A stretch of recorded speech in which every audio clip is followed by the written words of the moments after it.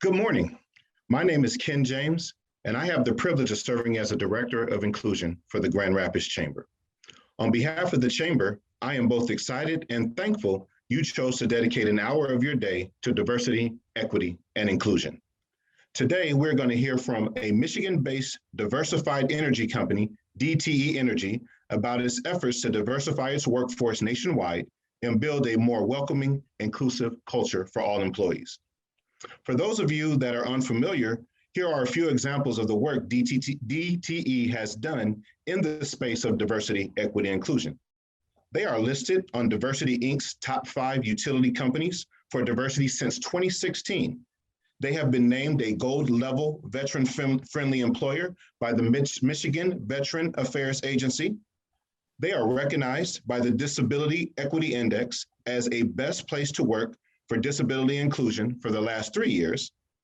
They were named a 2018 leading disability employer from the National Organization on Disability for exhibiting exemplary employee practices for people with disabilities. And they have developed an award-winning supplier diversity program that invested $600 million with certified minority and women suppliers in 2019. We are looking forward to learning firsthand about DTE's impressive work in just a few minutes. But before I introduce today's speaker, I would like to recognize the sponsors who made today's program possible. And we have several of them. Our event underwriter is Amway and Spectrum Health. Our lead supporters are Blue Cross Blue Shield of Michigan and Consumers Energy. Our executive sponsors are DTE Energy, Gemini Media, Grand Valley State University, Mercy Health, and OST. Our technology sponsor is Switch. And our chamber champions are the Grand Rapids Community Foundation, HAP, Lake Michigan Credit Union, Mercantile Bank of Michigan, University of Michigan Health, University of Michigan Health, and Warner Norcross and Judd LLP. Please join me by giving a virtual round of applause to our sponsors, and we thank you very much. And a few housekeeping things before we dive into our program. What you're going to learn today is a brief overview of Diane's professional journey and leadership experience, a history of DTE Energy's commitment to diversifying its workforce and building a welcoming, inclusive culture, as well as what's next for the company along their DEI journey, best practices for responding authentically to tragic events and building a diverse workforce, and how to scale these best practices to small and mid-sized organizations. Following Diane's presentation, we will convene a comprehensive question and answer session driven by questions from you. As a friendly reminder, here are a few tips and tricks to maximize your virtual experience today. You will have the opportunity to submit questions throughout Diane's presentation using the chat function. She will address as many questions as time allows during the moderated Q&A. The chat can also be utilized to engage with one another. If you hear something that resonates with you, send a quick note of affirmation. We may not be together in the same space, but we can still keep the energy going. And last but not least, should you experience any technical issues, please send a direct chat to the Grand Rapids Chamber, and staff is standing by to assist. Without further ado, please help me welcome Diane Antishin, Vice President of Human Resources and Chief Diversity and Inclusion Officer for DTE Energy. In her role, Diane is responsible for the design, development, and execution of enterprise-wide strategy for workforce planning and development, talent acquisition, talent and succession planning, executive and employee compensation and benefits, health and wellness, labor and employee relations. In addition, she oversees the company's diversity and inclusion strategy, which cultivates a work and learning environment that encourages, supports, and values the multicultural mosaic of DTE Energy's workforce, customers, business partners, suppliers, and communities. She also leads the employment and education pillar of the company's Force for Growth strategies, driving economic growth and prosperity in the regions it serves. Diane is a member of the HR Policy Association, serving on the Labor Relations Advisory and Employee Rights Committees, and is a member of the Board of Governors for the American Health Policy Institute. She also serves on the Conference Board Council of U.S.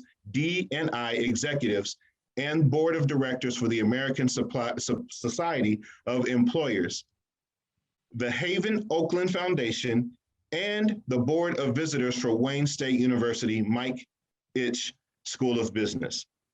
Thank you for joining us today, Diane. The floor is indeed yours. Hey, Ken.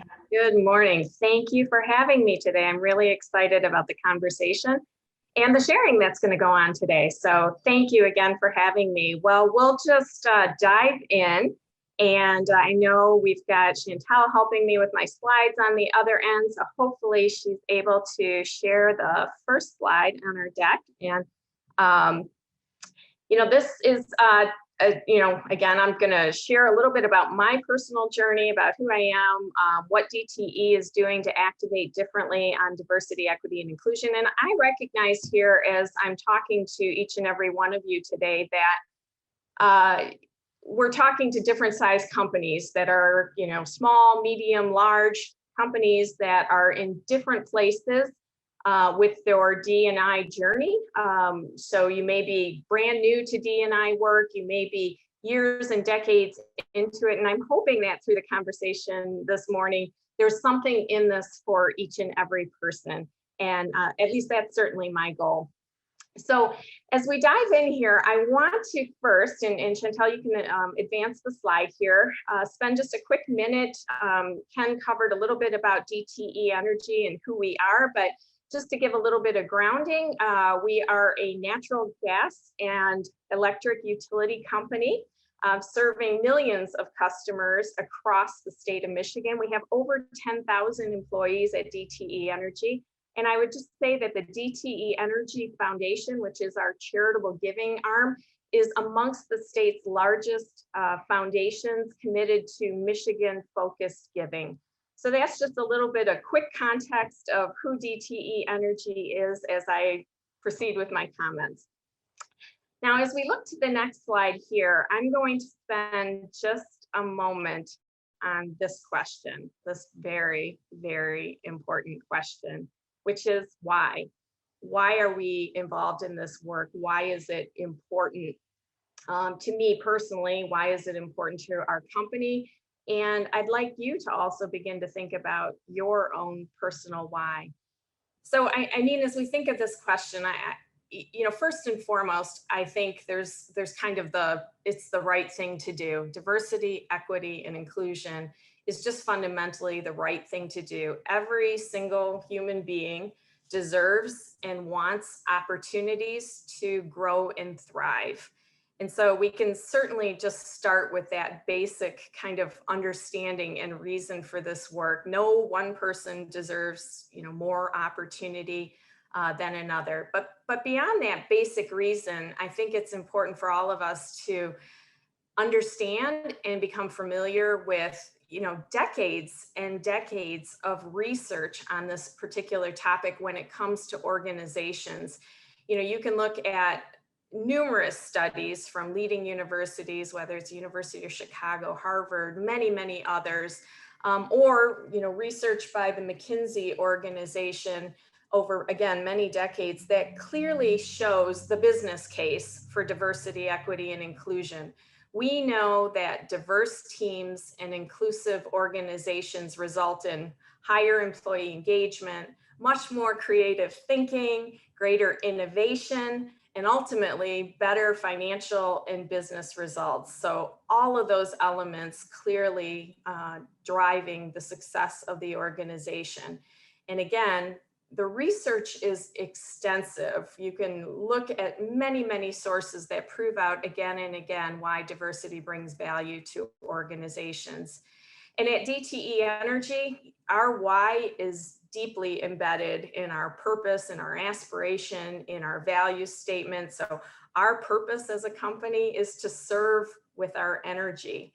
And we know that energy in this sense is kind of twofold. We supply gas, we supply electricity, but we serve with our human energy too. And we know that when people feel valued and included, their energy rises. So fundamentally, diversity, equity, and inclusion is deeply embedded in our reason for existing as a company. It's fundamentally what we stand for. And for me as an HR leader, diversity, equity, and inclusion, yes, it's fundamentally about talent and having a thriving organizational culture at DTE Energy, but it also connects deeply to my personal purpose. And I had an opportunity, it's such a gift that I'll look back on for the rest of my life, frankly, about 5 years ago in a leadership development course to really reflect deeply on my personal purpose in life. And I, thought I created iterations of a purpose statement, continuously revising and thinking over the course of a week about what I wanted to do with my life for the years that I had ahead of me. And I came up with this short statement, if you will. There's a longer version, but I won't bore you with it all. But the short version is that my purpose is to embrace love and inclusion over hate, and to use my leading strengths of empathy and learning to do good and to help others achieve their dreams. So leading diversity and equity and inclusion work at DTE Energy actually allows me to integrate my life's purpose with the purpose of our company. And I think that's just incredibly fulfilling to be able to do that each and every day. And I mentioned a word in there, love, and that's something that resonates very deeply with me, love for one another and mankind and our coworkers and our family and so forth. And I want to say that love, frankly, is not just a concept, it's an action. And that's where D&I work within an organization comes to life. It's the driving forward of creating that culture of inclusion. So anyway, I encourage each and every person on this call to think about why you're connecting to this work. Why are you joining us today? What is it that you want to accomplish in your diversity, equity, and inclusion work? And I say that and I ask that of each and every one of you because this is not easy work. In fact, I can say I worked for over 15 years negotiating labor contracts in labor relations and environment. And some people, in the HR world will say, that's really tough work. Well, I can say that this is the toughest work I've ever done.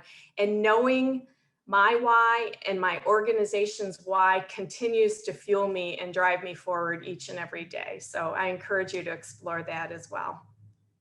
So let's dive in now, and turning to the next slide here, talking about our organizational journey at DTE Energy.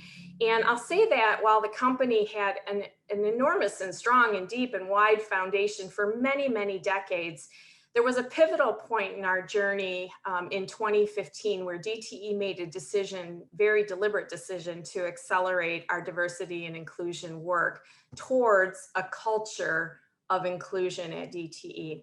And looking at the next slide, I can share with you some of the key things that happened in that period beginning in 2015. For the first time ever, DTE Energy appointed a Chief Diversity and Inclusion Officer. And through the work of Sandy Ennis, my predecessor, we began to very deeply connect with the DEI community, understand best practices, what was the rest of the world doing in D&I, and what were the gaps that DTE had in relationship to what some of the best practices were. And we began to translate all of that analysis into a strategic plan. And by the way, as we go through this presentation here, I'm going to continuously kind of come back to this journey framework to talk to you about kind of stages of the work that has been underway at critical junctures within the company. So let's dive a little bit more into what happened in this 2015 period. As mentioned on the next slide, we began to really connect with the diversity and inclusion community and started benchmarking. And you can just see a handful of the companies from 2015, 16, 17 that we were in regular communication with. And I like to point out that a number of the companies that we looked at for best practices are leaders right on the west side of the state. They're kind of in the middle of the slide there. Myers, Whirlpool, Cascade Engineering, some of these companies doing really amazing work in DEI, and we wanted to learn those best practices. And we also began participating very deliberately in benchmarking surveys for DEI. And the intent there was, again, to respond to questions that these surveys ask about our current state. And through the surveys, we'd understand sort of our positioning relative to companies that were more perhaps advanced than DTE and what some of those best practice opportunities would be. So I just mentioned Diversity Inc. has a fantastic benchmarking survey. If you're not participating in, that can give you a whole rich perspective on all of the elements that best in class DEI organizations do. McKinsey has a Women in the Workplace. The Human Rights Campaign has their Equality Index survey. There's a Disability Equality Index survey, and there are many, many more. But we found these participation in these benchmarking surveys as very valuable, again, for identifying some of our key gaps and opportunities. Another thing that was very important, and on the next slide that I want to kind of orient this audience to, is a perspective on a maturity model. Because when you're looking at the universe of things that can be activated on or should be activated on, we found that this particular framework was really, really helpful in guiding our journey at DTE Energy. And I'll talk about these levels of maturity as we continue the discussion this morning. So here's just an important framework that I think can be very, very helpful. If you want to think about a progression and a journey as an organization, you can think about it from a level 1 maturity, where an organization is primarily focused on kind of compliance-based diversity and inclusion. You've got your EEO-1 reports and your labor analysis that you produce in order to understand what affirmative actions can take place. And in that case, in compliance-focused diversity, you kind of see legal or HR kind of being the owners of the D&I activity at a location. And you've got some basics that are happening. You've got some work in talent acquisition. You've got some, again, metrics, but collected mainly for compliance. And you've got kind of a diversity team, again, in the HR or legal organization. Level 2 is a maturity level that is described primarily as programmatic, where you've got, again, diversity being owned primarily by HR, and you're beginning to incorporate some D&I policies, some basic training that might focus, for instance, on unconscious bias or managing conflict in the workplace. Kind of, again, programmatic. You're beginning to see the emergence of things like employee resource groups. At a level 3 maturity, we talk about leader ownership of diversity and inclusion within the organization. And this is a critical shift where it's no longer the work just of HR or legal or anybody else in the organization. D&I work is owned broadly across the organization. And the strategies that are being deployed at that stage of maturity really clearly link the importance of diversity and inclusion to business outcomes. And in this phase, you begin to see that D&I metrics are shared much more transparently with leaders. And finally, and again, there's many gradations in this maturity model, but at level 4, we're talking about having a completely inclusive culture within the organization, where every single person owns a role in diversity and inclusion. They understand their role, they know what's expected, and they're delivering on those expectations. And in this case, you've got, leaders that are transparently sharing, discussing, and holding one another accountable for D&I metrics and results. And so again, a lot more to be said about maturity models and guiding a journey, but I'll be kind of coming back to this framework a little bit more as we continue to discuss what we've done at DTE. So looking to the next slide, from the period of 2016 to 2018, After we had appointed our new Chief Diversity Officer reporting directly to the CEO of the company, we launched our D&I strategy and we began to embed DEI concepts much more deeply into the organization. We had employee resource groups, but we completely relaunched the ones that we had, and we began adding employee resource groups as we experienced grassroots efforts and activation from various employees in our organization. And we began to really very clearly articulate that business case, that why that we talked about just a few minutes ago for diversity and inclusion. So let's go a little bit more deeply. This is our current employee resource group composition. We have our Abilities in Motion, or our Disability Employee Resource Group, EMEA, Asian, Middle Eastern, and Asian and Middle Eastern employees. We have our Family Resource Group, which is kind of understood. We have our Power of Pride, or LGBTQIA Employee Resource Group. We have our Black Employee Resource Group called REACH, Respecting Ethnic and Cultural Heritage. We have our Hispanic and Latino and Latina resource group, SOMOS, and by the way, SOMOS means we are in Spanish, so we are DTE.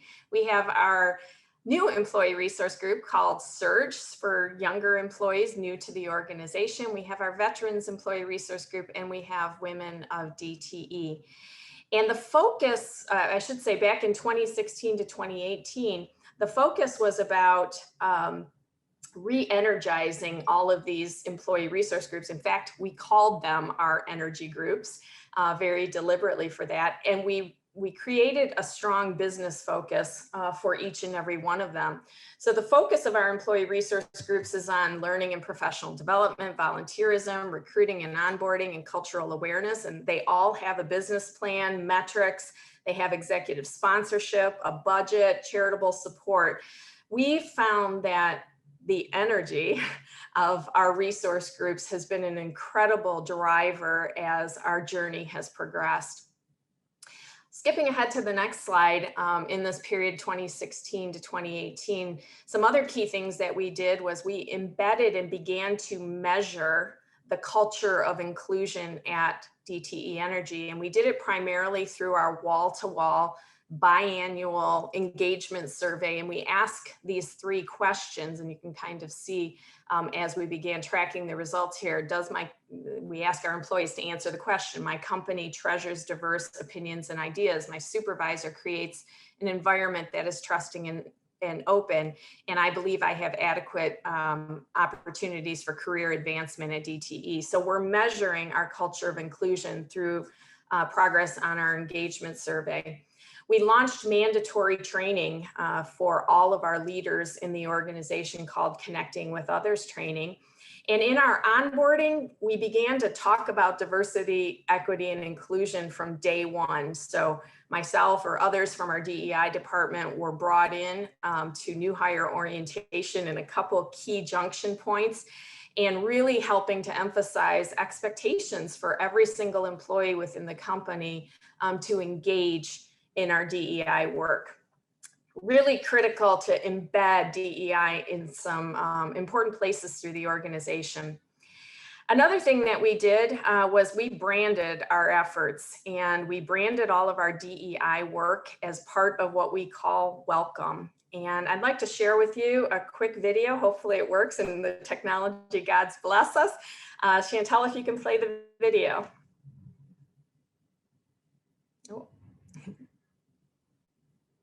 Oh, no audio.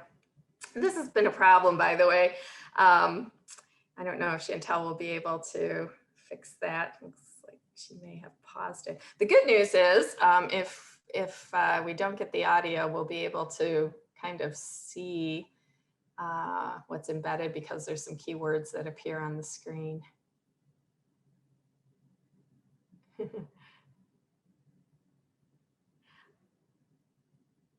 I'll try it again.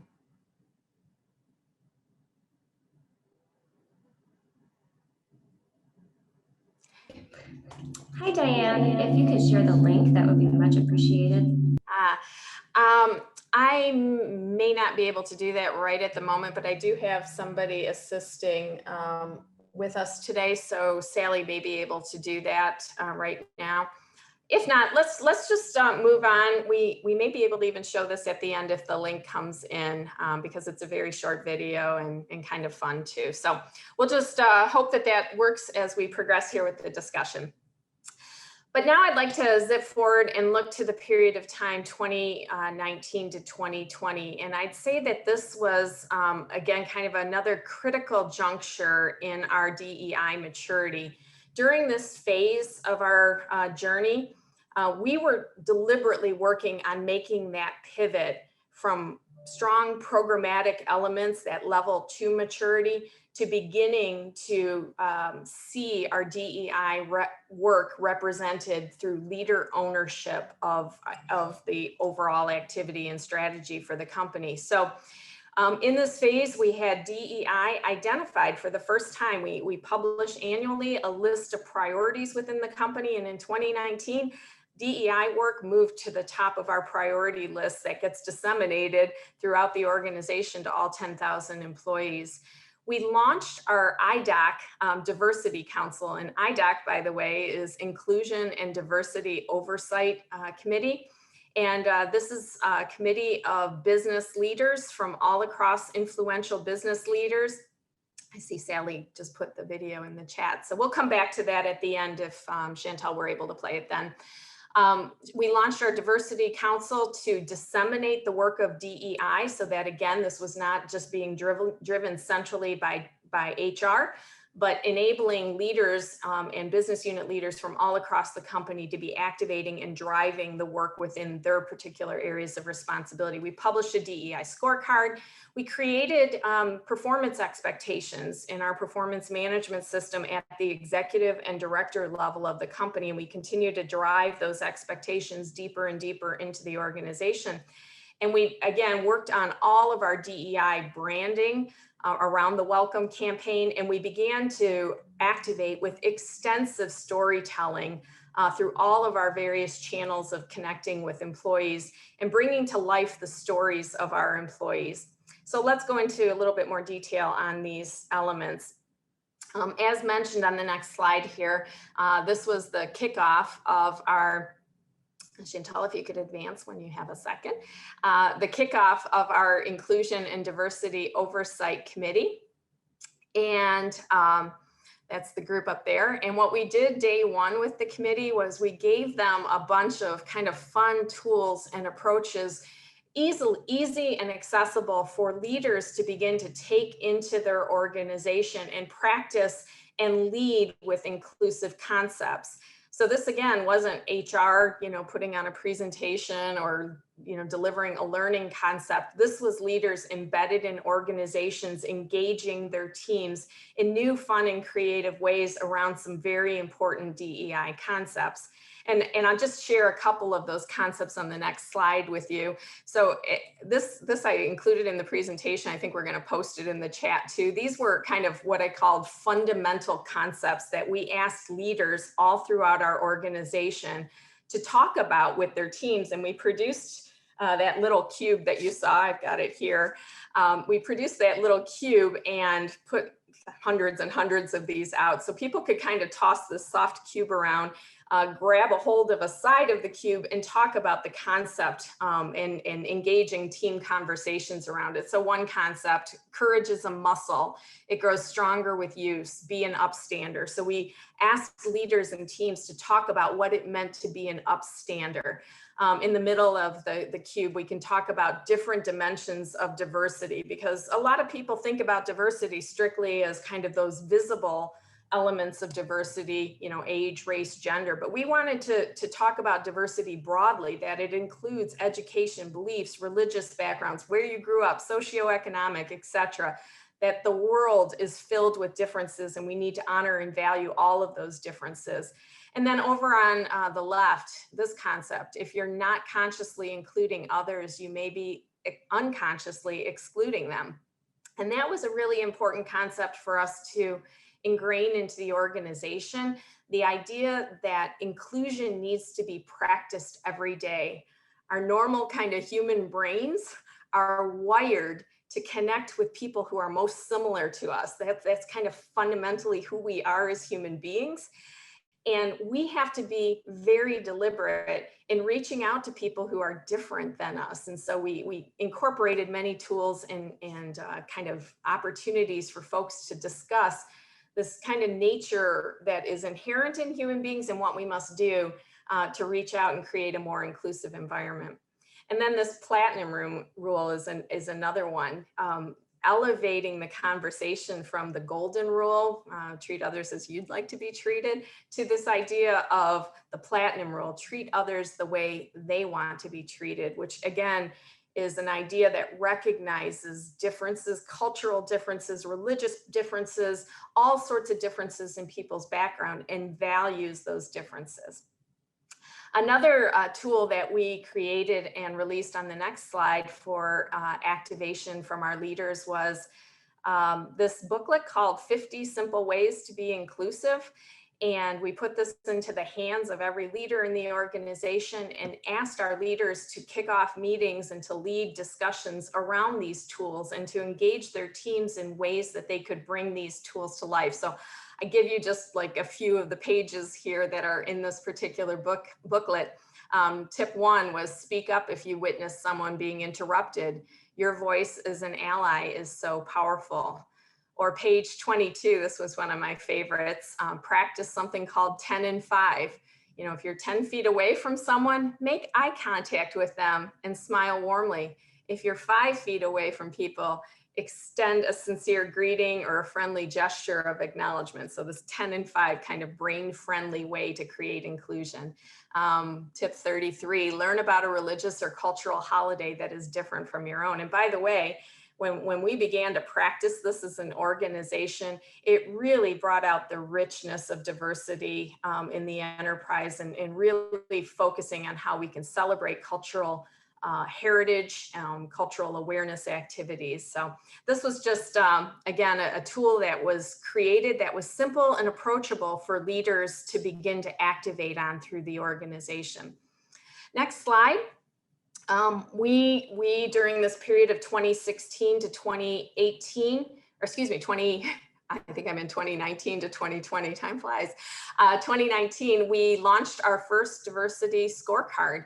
And you can see the types of categories that we have measuring our culture of inclusion and equity, measuring equity in action, which is primarily our external work on supplier diversity, foundation spend, workforce development, and how we're advancing economic progress in the community. We measure and focus on how we're connecting and creating opportunities for adults and youth with barriers. And then of course, we measure and have targets for our employee diversity and how we're conducting outreach to diverse candidates, the composition of our diverse interview panels and candidate slates, and of course, looking at the top of the house in terms of diverse leadership within the company. So this was a very clear action and step in that level 3 of maturity, where leaders broadly across the organization are owning D&I. HR can't deliver all of this by itself. This is something that we need activation across all 10,000 employees and across, you know, the 3,000 plus leaders that we have within the organization. On the next slide, I mentioned this as well.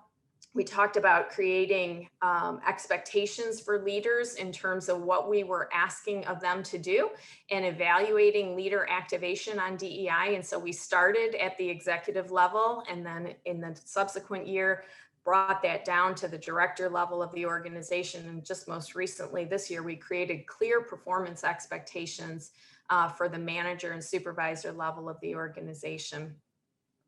So let's now look ahead to the phase of the journey that we're in the midst of right now. And this is 2021 and forward. And so in 2020, if you can advance the slide, in 2021, you know, I think like most organizations, we just saw this rapid acceleration of DEI work across the board due to the social, political unrest, the impacts of COVID-19, and the deep realization that we have a lot of work to do in this space. And so at DTE, we saw rapid expansion of courageous conversations. So while I'd say going all the way back up this journey, we would talk about differences, but I would say that in some cases, our conversations were surface level, and what 2021 brought forth was a much deeper level of conversation within our organization about the experiences of people of color and other minorities. We created a new DEI executive steering committee that now has participation. It's chaired by our CEO directly. We've engaged in a new DEI consulting partnership. I'll talk a little bit about that. We're working right now to redesign our operating model at DTE and inclusion, if you will, throughout that operating model. And what we've seen very clearly this year is the complete shift from kind of pushing tools and resources out to an incredible pull from our employees, from our leaders, asking for more and more, and people just picking up the ball and running with it, which is wonderful. And frankly, again, going back to that maturity model, tells us that we are beginning to really solidify our maturity in that level 4 level of maturity where everyone owns diversity, equity, and inclusion. So let's go into a little bit more of the details of what's happened here more recently. So on the next slide, just briefly, as a result of the murders of George Floyd, Breonna Taylor, and Ahmaud Arbery, on Saturday, June 30th, myself and our CEO published a communication that really gave permission, I'd say, for the organization to activate on what we were experiencing and seeing everywhere on social media, in the media, and surrounding, and really helping to support our coworkers that clearly were experiencing the tragedies that we were all seeing on the air in very, very different and challenging ways. So we created listening posts with Black employees and community leaders. We established the DEI Executive Steering Committee. We declared Juneteenth 2020 as a day off for all 10,000 employees to focus on their well-being and to reflect and to activate in new and different ways. And we conducted a stand down across the entire company to discuss our zero tolerance policy for discrimination and harassment. And we in fact cascaded that and took that out to our entire supply base as well, and asked all of our supply chain partners to do the same. In terms of those courageous conversations, I just want to give you a little quick kind of framework here about what those courageous conversations, on the next slide, what those courageous conversations look like and how we helped to support them. We created a tool and a resource that helped leaders and employees dive into that deeper level of conversation and discussion that, again, we had some practice within the organization, but in the context of what was happening in 2020, we knew that we needed to provide even greater supports. And in fact, I will not spend tons of time on this slide, but I will have my coworker post in the chat this courageous conversation guide, because I think for those who have not gone as deeply into this area, our guide could be helpful to you and your organizations in beginning to structure how those conversations can work. On the next slide, I mentioned as well that we are working currently to build out what we call an inclusive architecture at DTE in terms of our operating model. Excuse me. And again, on that next slide, slide 21, we are working to build and link DEI into every single one of our workforce and business strategies. And one thing that we have at DTE that guides our employee behaviors is our service keys. I'm feeling like the slide is not advancing. Maybe it's locked up. Here we go. Is our service keys. And we have 4 service keys. And we ask our employees, first and foremost, to be safe, and then caring, and dependable, and then efficient. And we have words and behaviors that we teach and train on within the organization.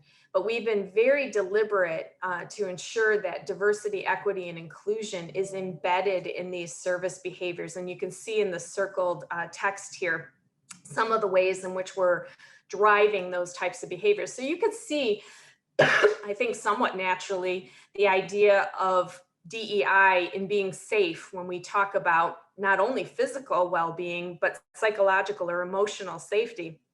So DEI kind of sits there somewhat naturally, if you will, and in caring, right, in terms of treating everyone as an individual with compassion, empathy, and respect. You can see DEI there, but it's a little bit more difficult perhaps to say, how does diversity, equity, and inclusion show up in being dependable or efficient? And we're calling out some of the behaviors that we're looking for as employees interact with each other and ultimately as they interact with our end customers. So under Dependable, I act with a shared sense of purpose beyond my role. Or under Efficient, I seek diverse input because I know that that will drive the best results. So embedding DEI into everything we do is absolutely key. We're going to kind of speed along here.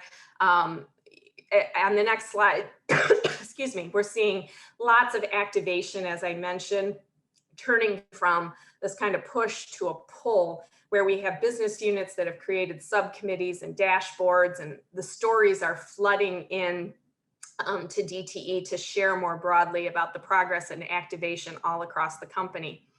On the next slide, I'd like to share as well how this work is showing up in the community and in our hiring and our talent practices, from the work that we've done recently in closing the digital divide by providing, in partnership with other organizations, over 50,000 computers to Detroit Public School children so that they can engage in virtual learning. Our supply chain outreach, again, not just DTE's hiring, but utilizing kind of that multiplier effect to reach into our supply chain to say, hey, let's focus on targeted hiring there. Through kind of a whole plethora of job readiness efforts, our diverse hiring in skilled trades has increased from 18% to 45% in just 4 years. Again, DTE continues to lead from a supplier diversity perspective in the state with over $2 billion of Michigan-based diversity spending. We've launched a tree trim academy inside the four walls of a prison to help returning citizens prepare for thriving jobs and careers. And we've launched a Detroit Tree Trim Academy. And we've strongly accelerated all of our partnerships in recruiting efforts with historically Black colleges and universities and professional diversity organizations. So just a couple last things about what we're doing. We're currently engaged in a partnership with Korn Ferry to further dive into all of the systems and structures and talent processes in the company to drive to greater inclusion. Looking ahead on the next slide, we've recently articulated our vision statement for D&I at DTE, and it reads this way: by valuing, including, and fueling the aspirations of everyone at DTE, we'll take great care of each other and our customers and serve as a force for good in our communities. And we've cascaded and rolled out what I think is a very inspiring vision statement for our work. So I know I'm coming close to time here, but I just want to cover a couple last thoughts here. On the next slide, our journey continues, and we're seeing results of that journey. As Ken mentioned at the front end on the next slide, we're being recognized for all of this work, and this is not about accolades. Our why, as I covered at the front end, is much deeper, but it is helpful to know that organizations are seeing the work of DTE and the progress that we've made in the acceleration of our journey. Lastly, just two more points before we dive into questions and answers. This is a phrase that if you were to look up my LinkedIn profile or my bio, that I tend to put out there quite a bit because it's one that resonates very, very deeply with me. And it's, we see the world not as it is, but as we are. And I appreciate and value the importance of this message, because it for me reminds me that, number one, I don't have all the answers, and that in order for me to continue to do the work that I do, I have to be curious. I need to question assumptions that I have. I have to know that because I have a brain, I have biases, and I have to work actively to expand my lens and to see the perspectives of others. And I think that this is just absolutely inherent in our DEI work. So hopefully this resonates with you as well. So 5 key takeaways, hey, before we move right into some questions and answers. 5 key takeaways on the next slide. Hopefully this came across in the presentation. First and foremost, DEI is a long-term commitment that's evolving and continuous. It's not a light switch. It's not something that, okay, we're going to build a power plant. It's an event that starts and finishes. No, this is a long-term commitment that is continuous and evolving. Second, really absolutely critical to know and internalize your personal why and your organization's why for this work, because knowing that will accelerate the journey. Third, make diversity, equity, and inclusion part of everything you do. Embed it as a core part of your business strategy and measure progress. Fourth, leaders need to be visible, authentic, and vocal. If we can advance to this bullet. Leaders need to be visible, authentic, and vocal in front of DEI, and they need to be behind it to activate and accelerate the work. And fifth, again, this is not just an organizational journey, it's a personal journey as well. So with that, that's a lot. I think, Ken, as we mentioned, we have some time for some questions, and I haven't been able to watch the chat here, but I think some stuff is coming in terms of questions too. Actually, there is, and we have about 10 minutes for questions here, so we'll get in. And I'll talk for just a moment, so I'll give you a chance to sip your water there to do this. So one, very impressive. And for everyone that's listening, the tools that were shared, those will indeed be sent to the email address that you registered under. We'll get that to you. And then also, there will be a recording available of today's webinar. So some of the questions were coming up, if you want to reference back to it, you will get a chance to get those things. And then also, I wanted to give you the affirmations that did come in, Diane, while you were talking. So some people loved your t-shirt. So I wanted you to know that.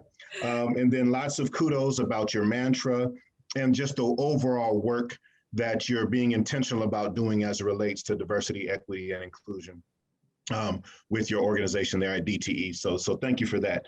And we'll dive right in. We'll get to as many questions as we can. And I'll start with that. There was one question, here at the Grand Rapids Chamber, we use DEI, diversity, equity, inclusion. And we noticed in your presentation that you use D and I, diversity and inclusion.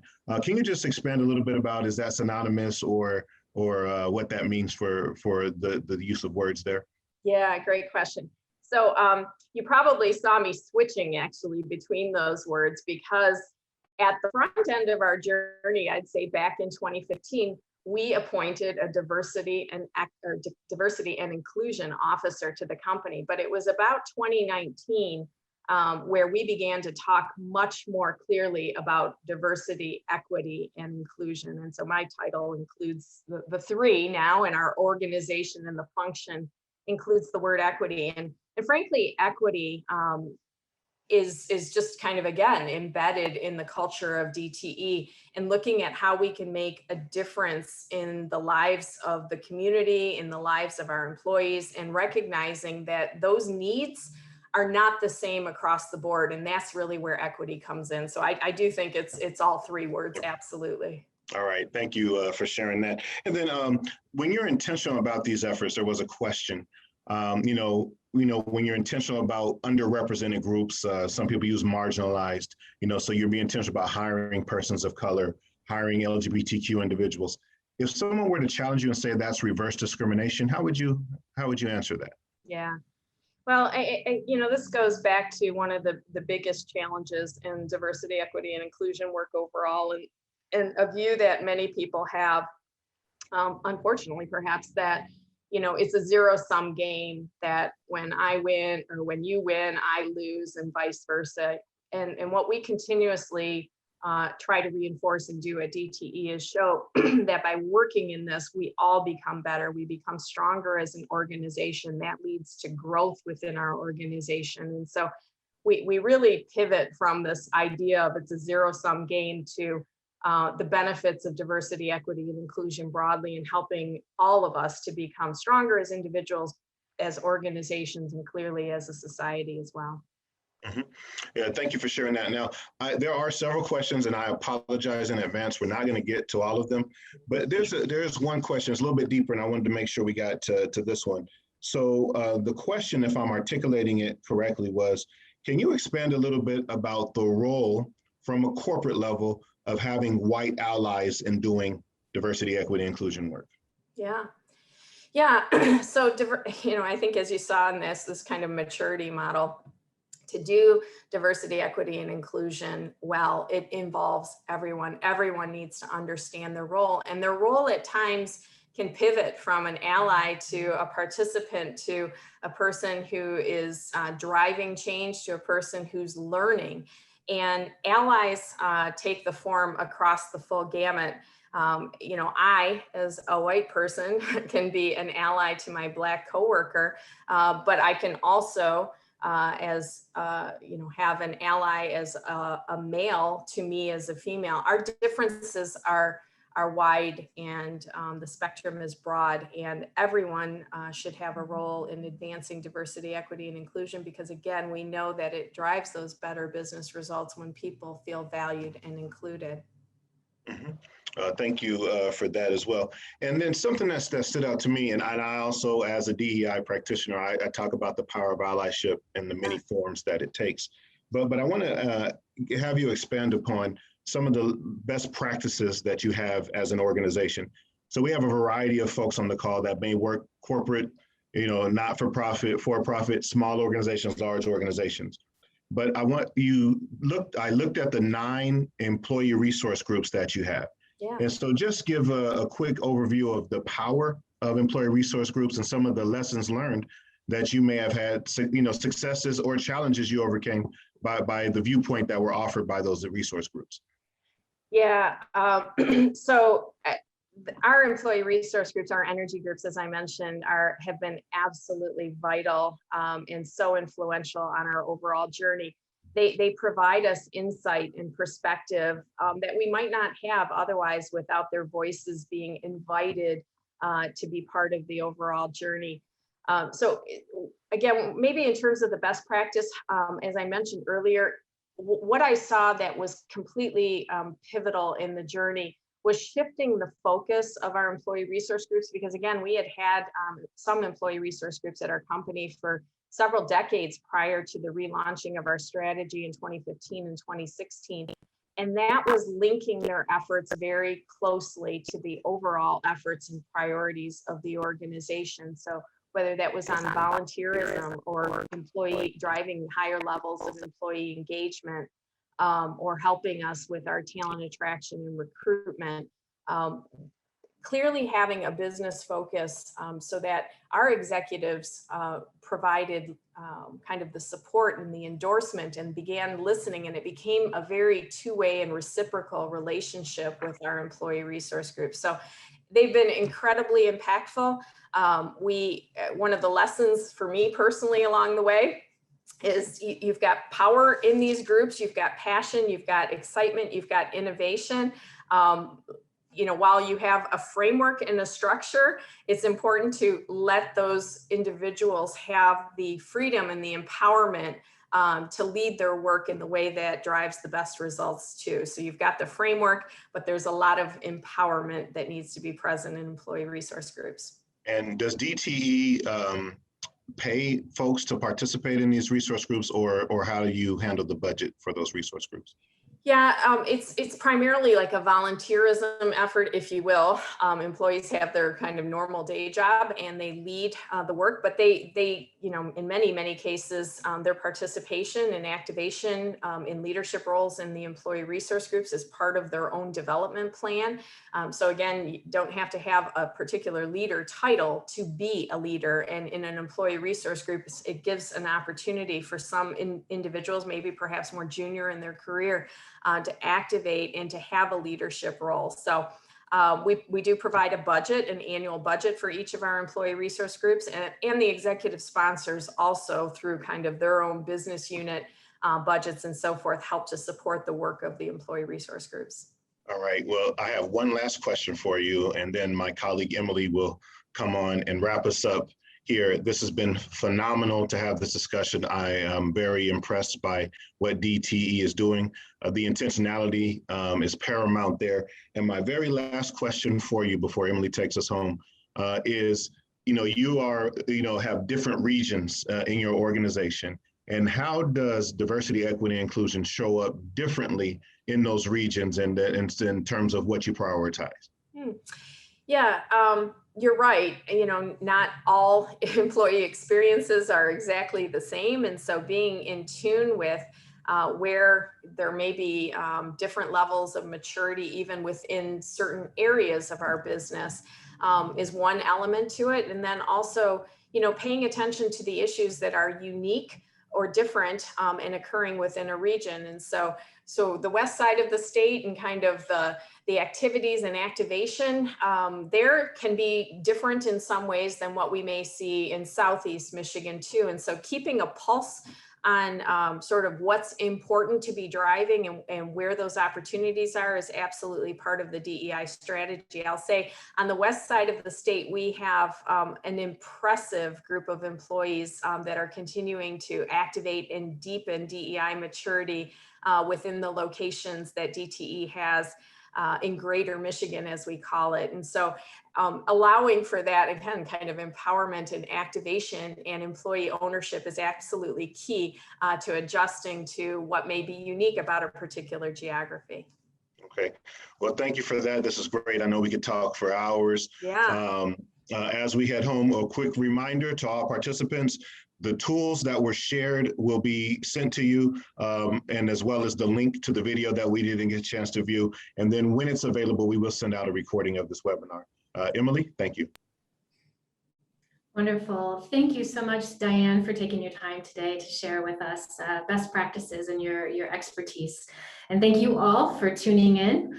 Join us, please, one more time in a virtual round of applause for our sponsors and for our speaker, Diane. We are deeply appreciative of your support. Before we depart, I'd like to highlight a few chamber happenings. Our next OutPro event on LGBTQ+ certified businesses will be hosted on Tuesday, August 18th.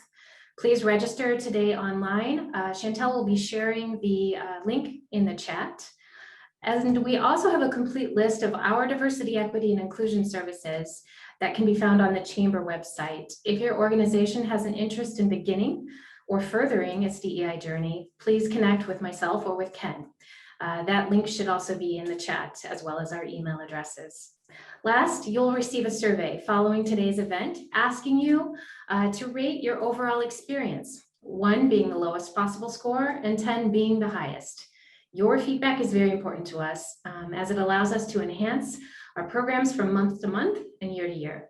Please take a few moments to complete the survey. Be well and have a wonderful and inclusive week. Thanks again for joining us.